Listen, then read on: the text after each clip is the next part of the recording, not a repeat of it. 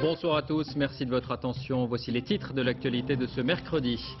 Un moment très attendu au procès de la pédophilie d'Outreau. Le juge d'instruction qui a conduit l'enquête était entendu comme témoin. Il ne reconnaît aucune erreur. J'ai appliqué les règles du droit, dit-il. De nombreuses questions sont restées sans réponse. Vers la fin de l'enquête à Épinay, le suspect interpellé hier après plusieurs agressions au couteau a été formellement identifié. Il s'agit d'un homme d'une trentaine d'années sans antécédents psychiatriques. Coïncidence, il a été reconnu puis interpellé sous l'objectif d'une caméra. Les images dans un instant. Dernières heures et dernières angoisses avant la première épreuve du bac général. C'est demain matin. Nous verrons que les 4000 sujets proposés cette année sont protégés comme des trésors. Reportage à Dijon. Des chefs d'État en tenue décontractée autour d'un George Bush tout sourire. Les travaux du G8 ont commencé cet après-midi. Les alliés négocient notamment un accord sur l'allègement de la dette irakienne. Le soixantenaire de la Seconde Guerre mondiale après le débarquement, cérémonie en mémoire des massacres nazis. Aujourd'hui à Tulle, demain à Oradour-sur-Glane, 642 hommes, femmes et enfants avaient été fusillés ou brûlés par une division SS le 10 juin 1944. Enfin, le coup d'envoi de la TNT, la télévision numérique terrestre, 14 chaînes gratuites pour tous. Le lancement a été fixé au 1er mars prochain par le CSA. D'abord donc un témoin inhabituel pour un procès d'assises, mais un témoin très attendu, le juge d'instruction lui-même. Il s'agit bien sûr du procès d'Outreau et l'enquête, vous le savez, a été très critiquée. Elle était largement basée sur la parole des enfants. Le juge Burgot est donc venu s'expliquer. Il n'a rien cédé. Sur place, Yasmina Farber, Vincent Ferreira. Un témoin sous bonne escorte. Le juge d'instruction dans l'affaire d'Outreau arrive en trombe au palais de justice de Saint-Omer. Les journalistes sont tenus à l'écart de la petite porte à l'arrière du tribunal, la souricière, l'entrée habituelle des accusés. Accusé, Fabrice Burgot l'est en quelque sorte pour avoir instruit ce dossier de pédophilie sans recul. Roselyne Normand, la boulangère, se souvient très bien de sa première entrevue. Les premiers mots du juge d'instruction ont été l'affaire du siècle. Vous avouez ou vous me faites perdre mon temps. D'entrée, je savais qu'il avait ma culpabilité en tête. À l'époque, Fabrice Burgot avait 29 ans. À la barre, il répète à l'envi avoir fait le tri dans les accusations des enfants, recouper les informations avec des éléments matériels. Il a certainement tout vérifié, mais dans un seul sens. Ça a toujours été à charge. C'est au tour des avocats de la défense de charger le magistrat, l'avocat de l'huissier en tête. Ne pensez-vous pas avoir accordé trop de crédit à Myriam Badaoui, la principale accusatrice? Quelle réaction avez-vous eue le 4 mai dernier quand elle a disculpé tout le monde? Les avocats n'auront aucune réponse d'un juge impassible. Il est figé dans une espèce de bonne conscience qui est la sienne d'avoir fait son devoir de technicien. Voilà. Il connaît par cœur le manuel du parfait juge d'instruction. Il le récite dès qu'on est dans la généralité. Et dès qu'on est dans le factuel, il n'y a plus de réponse.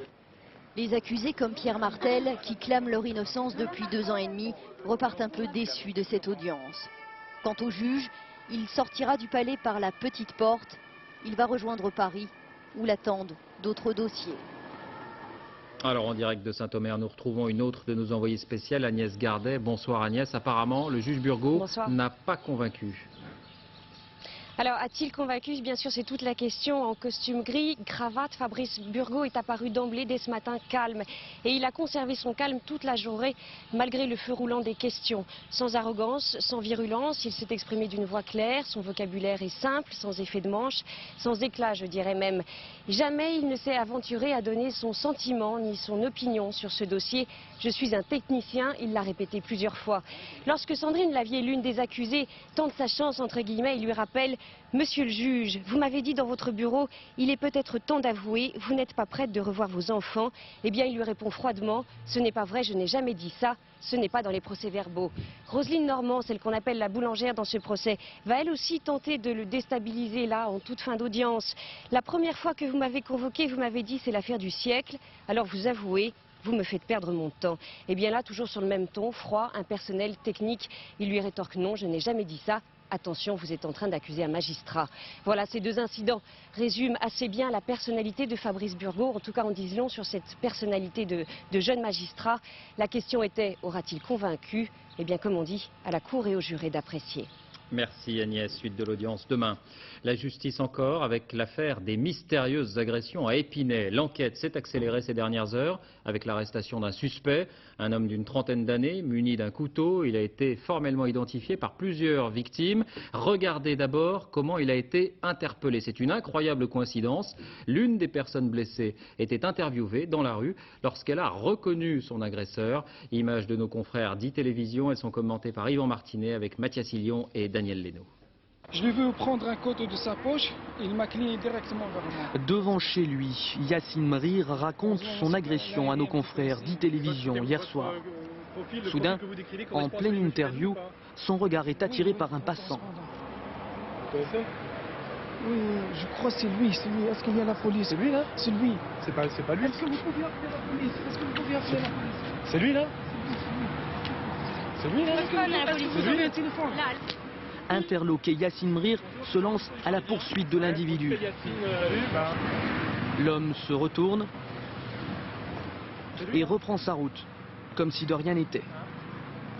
À quelques mètres de là, Yassine Mrir aperçoit une patrouille de police. Pendant ce temps, le journaliste appelle sa rédaction. C'est les boules, il n'y a personne d'autre. Il n'y a personne d'autre là. Ouais, mais là, il est en train d'interpeller, tiens, il y a les flics. Le suspect est conduit au commissariat. Dans son sac en plastique, les policiers trouvent un couteau. Ce matin, les enquêteurs ont perquisitionné au domicile du suspect. L'homme est âgé d'une trentaine d'années. Comptable au chômage, inconnu des services de police, il n'a pas d'antécédents psychiatriques. Les agressions ont eu lieu à quelques mètres de chez lui. Il est le voisin direct de Yassine Mrir. Je suis soulagé, surtout d'après la police d'Épinay. Ils ont eu un couteau dans sa sachet, alors ça c'est grave. Alors et je crois qu'il avait l'intention d'agresser une autre fois. Depuis l'arrestation, les autres voisins du suspect restent abasourdis. Ils évoquent un jeune homme solitaire et discret. La maison dans laquelle il habite plutôt glauque, toujours fermée, jamais aérée, avec des cadenas. Je l'ai vu là il y a 15 jours, il était avec sa voiture dans le chemin là. Moi je nettoyais devant la porte. Il ne m'a même pas adressé la parole. Jamais un mot. Hein. Côté enquête, 7 des 8 victimes ont formellement identifié ce suspect comme étant leur agresseur. J'ai confirmé selon les descriptions que j'avais données, c'était lui. Ça fait aucun doute selon vous? Non, c'est aucun doute. En garde à vue, l'homme est très peu bavard. Il nie les faits. Le couteau, c'était pour se défendre car il se sentait menacé, victime d'un complot, dit-il. Sa garde à vue vient d'être prolongée. Et vous vous souvenez qu'on avait parlé, peut-être un peu vite, d'un acte antisémite, puisque la première personne agressée était juive. Dans la foulée, ce matin, le ministre de la Justice, Dominique Perben, recevait le président du CRIF, Roger Kuckerman. À cette occasion, il a indiqué que 180 actes antisémites avaient été recensés depuis le début de l'année. Les 3/4 d'entre eux n'ont pas débouché sur une identification. Toujours à propos de justice, sachez que l'ancien maire de Cannes, Michel Mouillot, a été condamné à 3 ans de prison ferme pour corruption. Il a été jugé pour une affaire de pot de vin destinée à favoriser une opération immobilière sur la Croisette. C'était en 1997. Michel Mouillot n'a pas encore indiqué s'il comptait faire appel. La vague de chaleur sur la France, on a frôlé aujourd'hui les 34 degrés à Lyon, les 33 à Strasbourg, un avant-goût de canicule. Et il fallait s'y attendre, des pics de pollution ont été observés dans les Bouches-du-Rhône et en Alsace. Le ministère de la Santé faisait par ailleurs un point sur le plan de prévention pour les personnes âgées. Sophie Mézel. C'est l'heure de la consultation dans cette maison de retraite de l'Essonne. Vous avez vu vos genoux? Oui, ils sont rouges. 3 jours seulement de grand beau temps et déjà une mauvaise nouvelle, un coup de soleil. C'est pas bon les coups de soleil, madame? C'est pas bon. Non. Ce médecin connaît bien les personnes âgées et c'est notamment que parce que leur thermostat interne se dérègle, elles ne ressentent pas la chaleur comme tout un chacun. Ici, on a déploré l'an dernier 2 morts dues à la canicule. Cette année, une vigilance particulière est de mise. On va faire des réunions, elles n'ont pas encore lieu, mais elles sont programmées, avec le personnel de la maison, avec les intervenants extérieurs, avec les familles, avec tout le monde, avec un programme bien précis en fonction de la température, redonner à boire toutes les heures, toutes les 2 heures. Comme cet établissement, 70% des maisons de retraite devraient, selon le ministre de la Santé Philippe Douste-Blazy, être équipées d'une pièce rafraîchie d'ici cet été. 25 millions d'euros ont par ailleurs été débloqués pour embaucher du personnel supplémentaire. Au plan national, 4 300 000 brochures informatives seront distribuées dans les pharmacies et les caisses d'assurance maladie. Celles-ci ont été directement envoyées aux personnes âgées et émanent de la mairie de Paris. Enfin, une simulation grandeur nature sera effectuée le 5 et 6 juillet dans une trentaine de villes afin de tester l'alerte et la capacité d'action sur le terrain.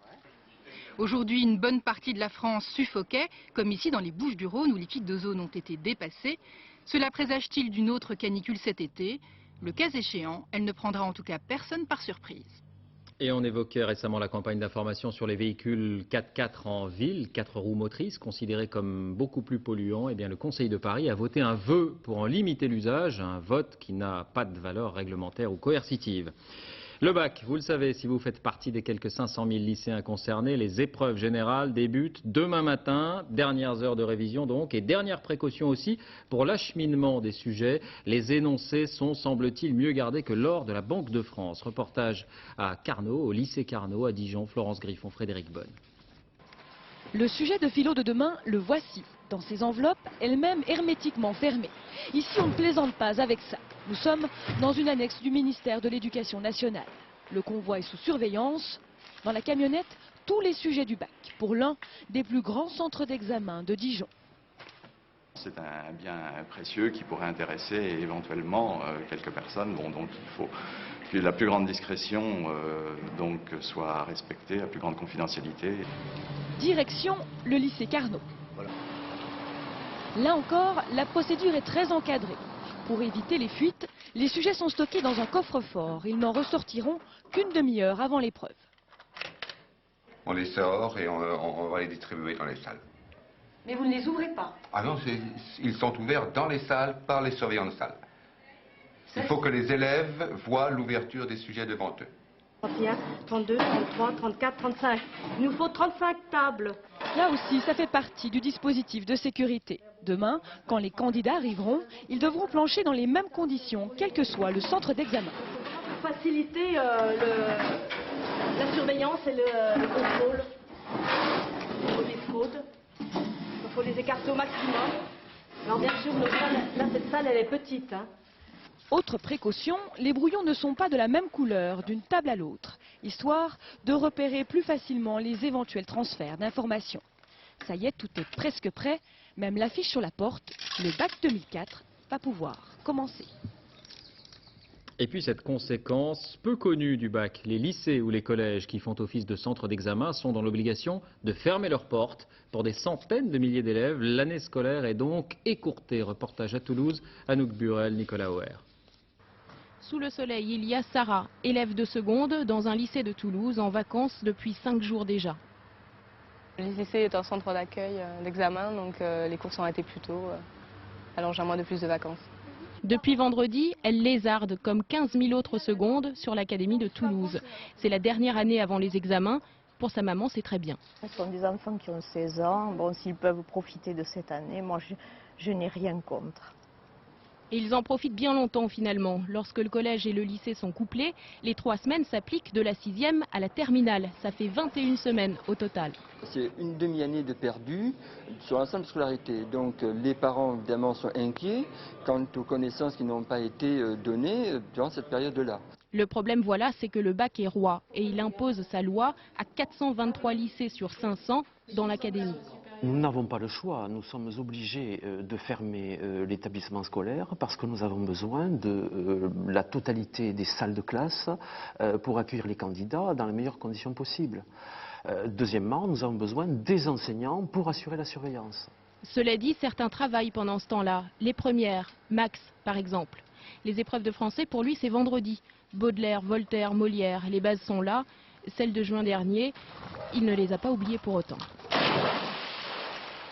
L'actualité à l'étranger, avant d'aller au G8, cette information qui nous est parvenue il y a un peu plus d'une demi-heure en provenance d'Italie, information à prendre avec les plus extrêmes précautions. Le groupe d'islamistes arrêté hier, on en parlait dans ce journal, semblait envisager un attentat suicide à Paris. C'est ce que laisse penser un relevé d'écoute téléphonique. Agnès Varamian.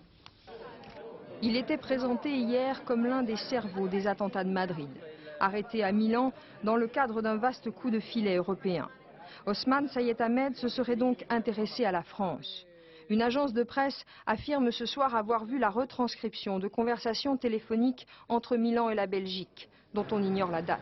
Au téléphone, l'Égyptien demande des renseignements sur le métro parisien et le dispositif de sécurité. Son correspondant, un certain Mourad, à Bruxelles. En perquisition chez lui, les enquêteurs n'ont, semble-t-il, pas trouvé de documents attestant une action en préparation, des plans par exemple. Le parquet de Milan, prudent, ne conclut pas ce soir de ses écoutes téléphoniques qu'un attentat se préparait à coup sûr à Paris. L'Espagne s'apprête, elle, à demander l'extradition de Mohamed l'Égyptien vers Madrid. Le début effectif des travaux du sommet du G8 à Sea Island, un sommet qui s'est ouvert sur une note positive pour George Bush avec le consensus sur l'Irak, on en parlait hier. C'est donc tout sourire que le président américain a accueilli ses invités hier soir. La politique n'est cependant jamais très loin. Sur place, Thierry Tuilier, Bruno Giraudon. C'est peu dire que le sommet de Sea Island est d'abord celui de George Bush. De la voiturette pavoisée aux couleurs américaines au look soigneusement étudié, le style Bush s'impose à tous ses hôtes. Avec cette particularité, le port de la cravate est, semble-t-il, fortement déconseillé. Bref, c'est comme si le monde entier s'apprêtait à assister à une aimable partie de golf entre gentlemen. Mais une fois la porte refermée, place aux choses sérieuses. La forte croissance américaine et la résolution sur l'Irak ont dopé un président américain qui, du coup, pousse son avantage sur tous les autres dossiers, en particulier la démocratisation du monde musulman. George Bush veut que les alliés accompagnent les États-Unis dans cette idée ambitieuse, peut-être trop, et il compte bien lever les dernières réserves françaises. Face à la presse, ce matin, il est même revenu sur l'Irak sans beaucoup de précautions. Que beaucoup de pays de l'OTAN ne soient pas en mesure d'engager des troupes en Irak, je le comprends. Mais je suis persuadé que l'OTAN doit s'impliquer et nous avons une bonne chance d'y parvenir. En faisant cette déclaration publique avant même le début des travaux du G8, George Bush sait qu'il prend le risque d'être contredit par certains alliés, dont la France. Cette idée, semble-t-il, ne l'a pas gêné, comme si, sur la forme et sur le fond, le président américain voulait rester le seul maître du jeu. Un accord sur la dette irakienne qui serait en bonne voie selon diverses sources. Les États-Unis souhaitaient une annulation presque totale. La France, troisième créancier de Bagdad, ne souhaite pas aller au-delà de 50 ou 60%. C'est l'une des divergences donc qui persiste entre Jacques Chirac et George Bush. Il y en a d'autres. Sur place, une autre de nos équipes emmenée par Gérard Leclerc et Bruno Giraudon. Est-ce une façon de se démarquer jusque dans la mise en scène de George Bush? C'est à pied que Jacques Chirac s'est rendu à la première réunion du G8. C'est aussi le seul à porter un costume strict et la cravate. Symbole peut-être d'un raidissement de la position française face au leadership américain. La poignée de main et les sourires sont strictement protocolaires. La tape dans le dos mollassonne. Si la France ne s'est pas opposée à la résolution de l'ONU sur l'Irak, elle en limite la portée. Ce n'est qu'une étape. Les États-Unis ont fait des concessions et il faut rester très prudent pour l'avenir. Jacques Chirac qui cherche des alliés. Le petit déjeuner avec le Premier ministre canadien Paul Martin a permis d'évoquer la dette irakienne. La France refuse à George Bush son quasi-effacement, ce serait une injustice pour les pays pauvres, et le projet américain de réforme politique et économique du Grand Moyen-Orient. Devant les dirigeants du G8, Jacques Chirac a plaidé avec fermeté contre toute forme d'ingérence et pour un partenariat avec ces pays, en soulignant la nécessité de régler avant tout le conflit israélo-palestinien. Quant au souhait de George Bush d'impliquer l'OTAN dans la crise irakienne, le refus est net. Je ne crois pas qu'il soit dans la vocation de l'OTAN d'intervenir en Irak. Et de surcroît, je n'ai pas le sentiment que ce serait opportun, ni même forcément bien compris. Si bien que vous me voyez tout à fait réservé face à cette initiative. Et puis Jacques Chirac a confirmé que contrairement à Tony Blair et Gerhard Schröder, il n'assisterait pas, pour cause d'obligations non ménageables, aux obsèques de Ronald Reagan vendredi à Washington. Une absence qui, dans le contexte actuel, sera forcément interprétée ici aux États-Unis. Rappelons qu'hier, c'est à l'unanimité que le Conseil de sécurité de l'ONU a adopté la résolution sur les pouvoirs du nouveau gouvernement irakien. La Russie a donc voté oui, comme la France ou l'Allemagne. L'occupation prendra fin officiellement le 30 juin. Alors ce texte va-t-il vraiment changer les choses ou bien s'agit-il d'une souveraineté en trompe-l'œil? Qu'en pensent les Irakiens? Sur place, à Bagdad, aux abords d'un commissariat, Christian Autin, Guillaume Fautra. Les débris du Raïs gisent encore au pied du bâtiment. L'État irakien est de retour dans la forteresse du ministère de l'Intérieur. Depuis à peine 4 jours, on délivre à nouveau les autorisations de filmer les postes de police. Tout un symbole. Devant le commissariat, le précieux sésame est validé par 2 policiers irakiens. Lorsqu'un GI nous interpelle. Interdiction formelle de filmer ici, nous dit-il, sans autorisation américaine. Explication volée. À partir du moment où les Américains travaillent ici, c'est notre règlement qui est appliqué. Car pour nous, il en va de notre sécurité. Depuis 2 mois, date du regain de la violence, les Américains reprennent position devant les postes de police. Une présence qui agace. On aimerait bien qu'ils partent. Comme ça, il n'y aurait plus de problème. Les Irakiens n'aiment pas avoir affaire aux Américains. Des Irakiens qui tiennent les Américains pour responsables du désordre. Ils attendent beaucoup du futur gouvernement le 30 juin prochain. Pour mener à bien la croisade contre le crime, le colonel Emad est à la tête de la toute nouvelle brigade criminelle. Il doit emménager dans de nouveaux locaux dès la fin du mois. Même s'il se plaint d'être insuffisamment armé, cet ancien officier de Saddam se veut résolument optimiste. Aujourd'hui, on critique ce pays, les États-Unis. Demain, on les remerciera peut-être pour tout ce qu'ils ont fait pour nous. Le principal défi du futur gouvernement irakien est de taille. Il s'agit de stabiliser le pays grâce à l'aide américaine, tout en prenant ses distances avec son encombrant protecteur. Les 3 otages italiens libérés hier en Irak sont arrivés à Rome aujourd'hui. Ils étaient retenus depuis près de 2 mois. Très vive émotion à l'aéroport. Il s'agit de 3 employés d'une société spécialisée dans la protection. Ils sont en bonne santé. Arrivée retransmise en direct sur plusieurs chaînes de télévision là-bas. Et le ministre des Affaires étrangères, Franco Frattini, ainsi que le maire de Rome, Walter Veltroni, étaient venus les saluer. Vive émotion également aux États-Unis. Elle ne se dément pas. 4 jours après la mort de Ronald Reagan, le cercueil sera transporté tout à l'heure à Washington, à bord de l'avion Air Force One. On estime à 100 000, plus de 100 000, le nombre d'Américains venus lui rendre hommage. Alain Chalvron à Washington. Voilà Ronald Reagan parti pour son dernier voyage à bord d'Air Force One, l'avion présidentiel. Destination Washington où la nation américaine tout entière va lui rendre un hommage solennel. À Simi Valley, où le catafalque a été présenté pendant 48 heures au peuple de Californie, l'affluence a dépassé tout ce que l'on attendait. 106 000 personnes se sont pressées quelques instants devant la dépouille de l'ancien président après avoir fait 6 ou 7 heures de queue. 106 000 personnes émues comme toute l'Amérique par ce geste de tendresse et de désarroi de Nancy Reagan. Pour moi, c'était le meilleur président du XXe siècle. Et les cow-boys ont toujours été mes héros. À Washington, les unités d'honneur des armées ont répété dans les moindres détails les gestes qu'elles effectueront ce soir. Un protocole mis au point en 1865 pour l'enterrement d'Abraham Lincoln et repris, tout le monde s'en souvient, pour les funérailles de John Kennedy. On attend 200 000 personnes sur le parcours. Certains y étaient dès les premières heures de la matinée. Il y a 3 ans, j'avais dit à ma femme, lorsque Reagan mourra, j'irai à ses obsèques. C'est ce que je viens faire ici. Un mois de deuil, des radios et télévisions qui ne parlent que de ça. C'est une véritable folie funèbre qui s'est emparée des États-Unis. Une folie pas forcément spontanée, qui fait bien l'affaire en tout cas du Parti républicain et de George Bush à quelques mois des élections. Et la France sera représentée aux obsèques vendredi par Michel Barnier, le ministre des Affaires étrangères, et Valéry Giscard d'Estaing. Attentat en Allemagne aujourd'hui à Cologne, dans le quartier turc. Une bombe a fait au moins 17 blessés, dont un grave. La zone a été entièrement bouclée. La police n'exclut aucune hypothèse. Règlement de compte au sein du milieu ou peut-être attentat islamiste. Autre bombe en Italie, en plein meeting électoral du parti de l'Alliance nationale pour les européennes. L'image est assez saisissante. C'est Gianfranco Fini, le vice-premier ministre, qui était à la tribune sur une place publique. Il s'agit d'un engin artisanal qui a fait une dizaine de blessés légers depuis plusieurs jours. L'Alliance nationale est la cible d'une campagne de violence attribuée par les responsables du parti à l'extrême gauche. Les européennes, justement, en France, avec 2 ténors de la droite ou du centre en campagne. 2 prises de position très fermes sur l'union.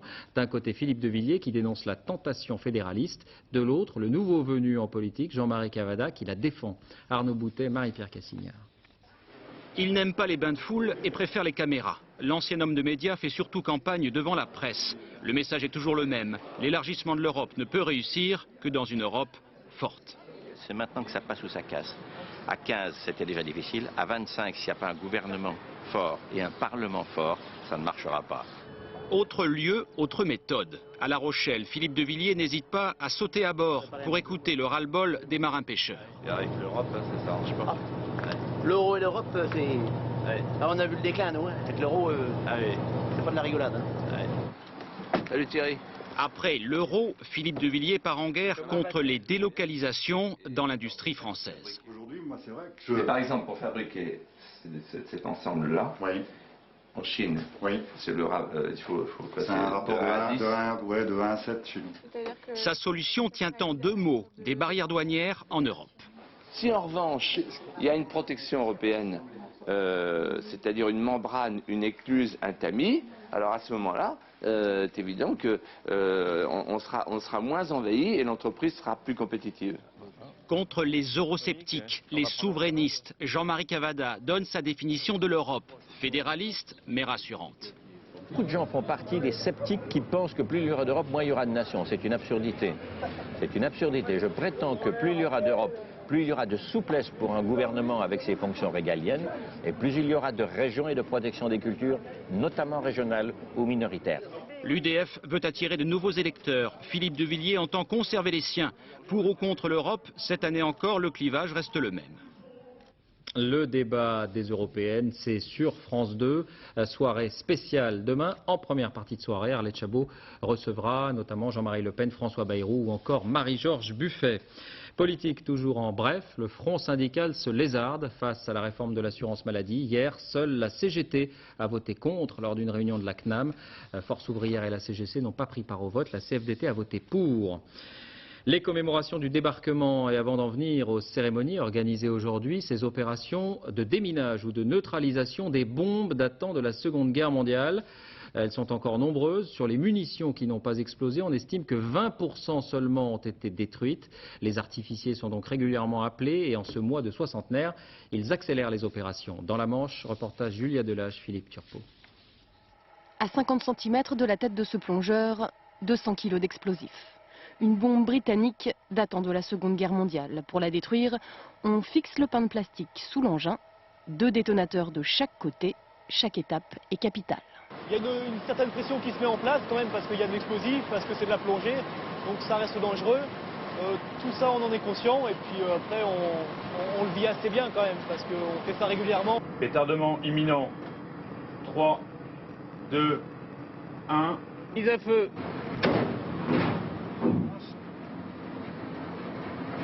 La plupart du temps, mines, bombes et obus sont retrouvés par hasard. Au gré des marées, ce sont les pêcheurs ou les baigneurs qui les découvrent. Tous les ans, le groupe des plongeurs démineurs de la Manche pulvérise environ 50 tonnes de vieux matériel explosif. Et le travail est loin d'être fini. Sur l'ensemble des munitions qui n'ont pas explosé pendant la Seconde Guerre mondiale, seulement 20% ont déjà été détruites.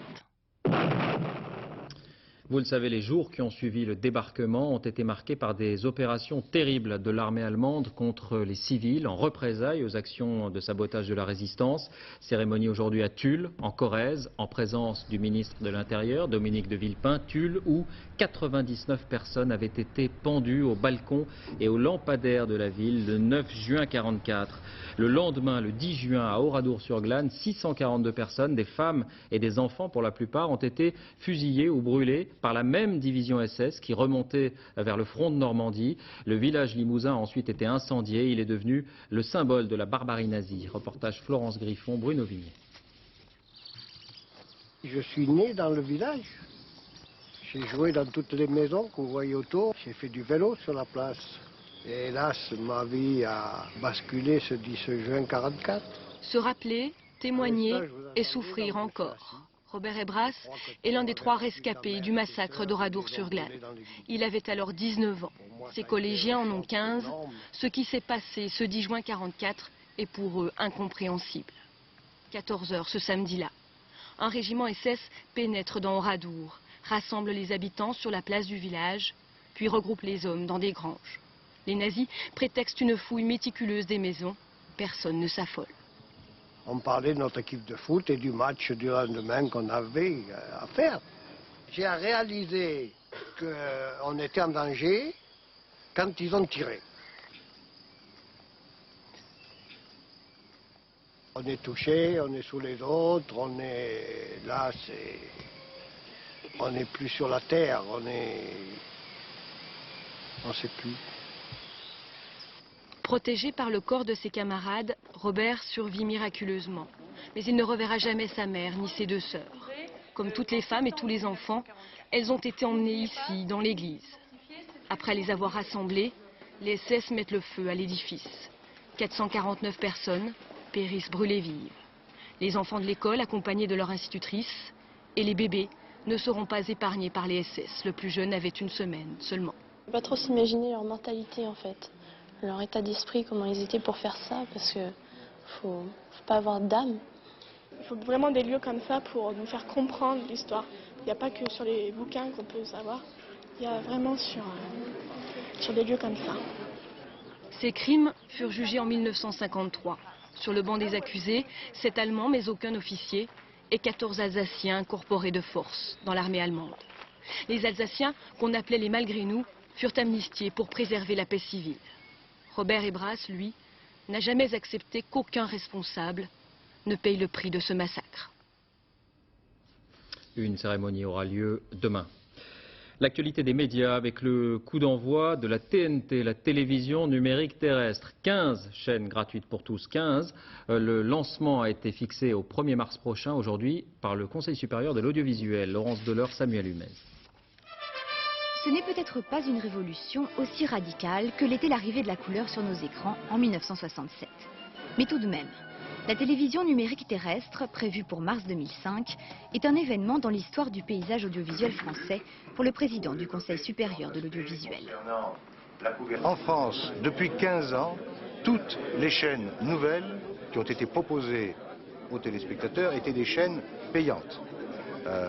Aujourd'hui, nous annonçons l'arrivée d'une dizaine de nouvelles chaînes qui, elles, seront accessibles gratuitement.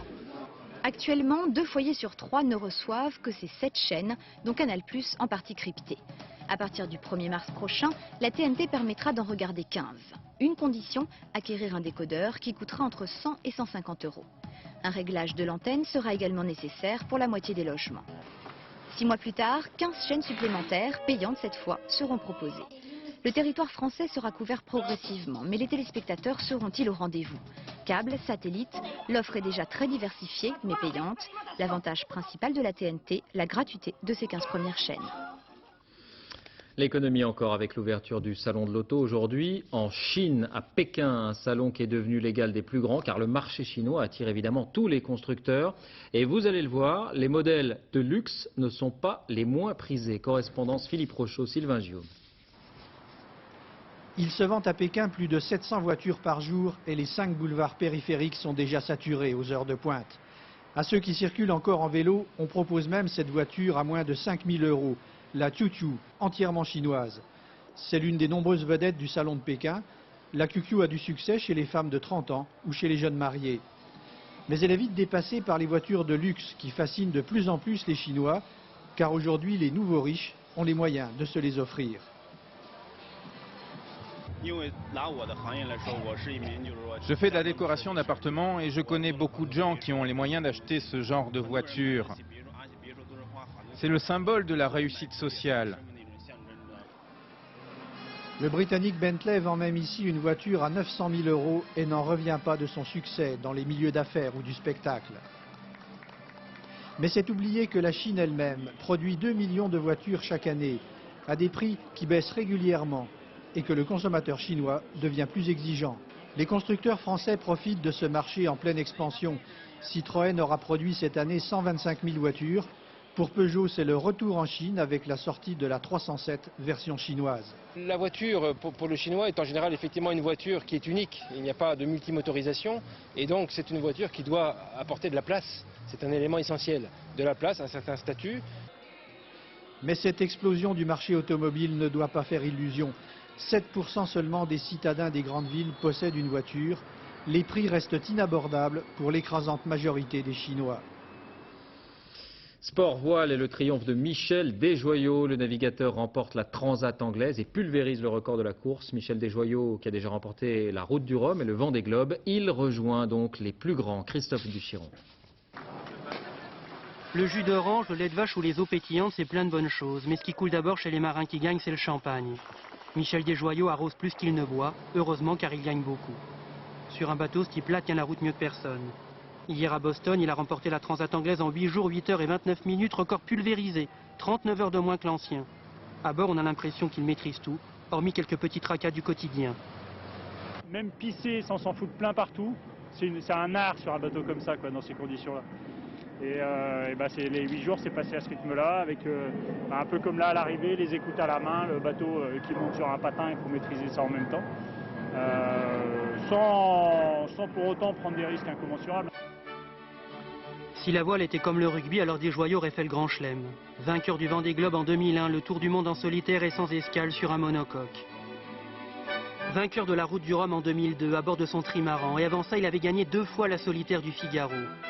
38 ans, marié et père de 3 garçons. Il doit bien avoir un défaut ou deux. Si ça se trouve, il est nul en cuisine. Mais sur un bateau, il est une référence. Ma référence du moment, c'est lui. Donc qu'est-ce qu'il y a de plus beau finalement que de se mesurer à une référence telle que Michel et de pouvoir lutter. Bel hommage d'un très beau battu à Michel Desjoyaux pour qui la régate et la compétition passent avant la victoire à tout prix. Il a beaucoup gagné et quelque chose nous dit qu'il gagnera encore. Et puis le football, premier véritable entraînement pour les Français sur le gazon portugais. Le moral semble au beau fixe. David Trezeguet, victime d'une entorse, va mieux. Et Robert Pires, originaire du Portugal, retrouve le pays avec plaisir. Florence Gautreau, Abdelzouyej sur place.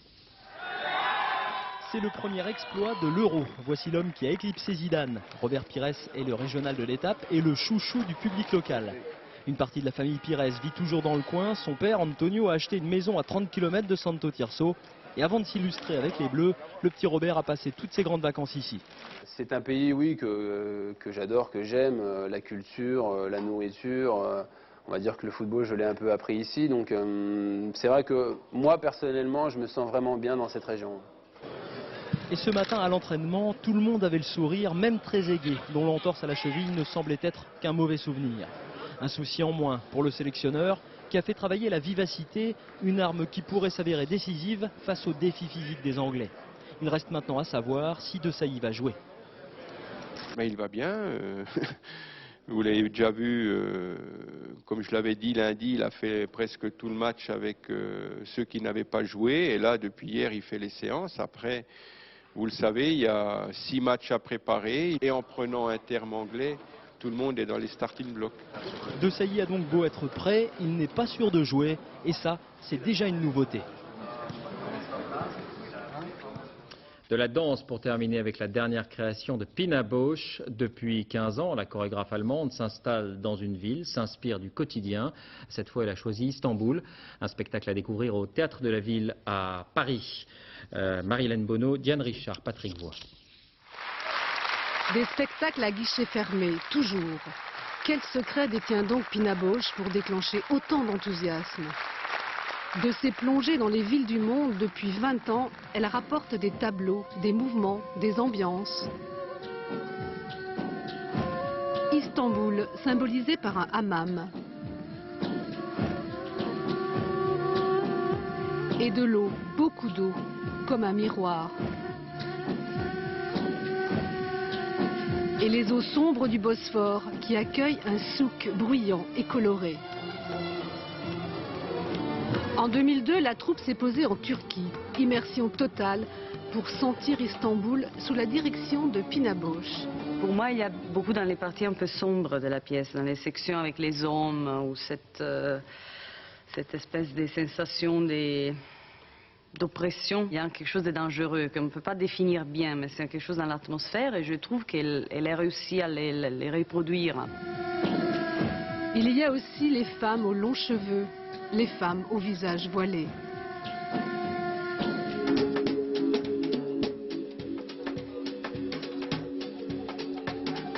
Dans les scènes de foule ou de liesse, chaque geste, chaque attitude est millimétrée. Il y a des moments qui reposent beaucoup sur comment on fait les choses, sur notre vitesse, comment on marche, comment on s'assoit, comment on regarde, comment on est assis. Le secret de Pina Bausch, absorber la culture d'un pays pour la restituer à sa manière, avec ses 20 danseurs pendant 3 heures. Fin de ce journal, merci de l'avoir suivi. Tout de suite la météo, Patrice Drevet, le ciel se couvre. 21h à la veille du bac, c'est d'actualité. Madame le proviseur avec Charlotte de Turckheim. 1h20 dernier journal, Laurence Piquet. 1h45 des mots de minuit, Philippe Lefebvre. Dès 6h30 Télématin. Et dans les 4 vérités, Françoise Laborde recevra Marielle de Sarnez, tête de liste UDF pour les élections européennes en Ile-de-France. On se quitte sur un anniversaire, celui de Donald Duck qui fête ses 70 ans. Et il reste très populaire. À demain.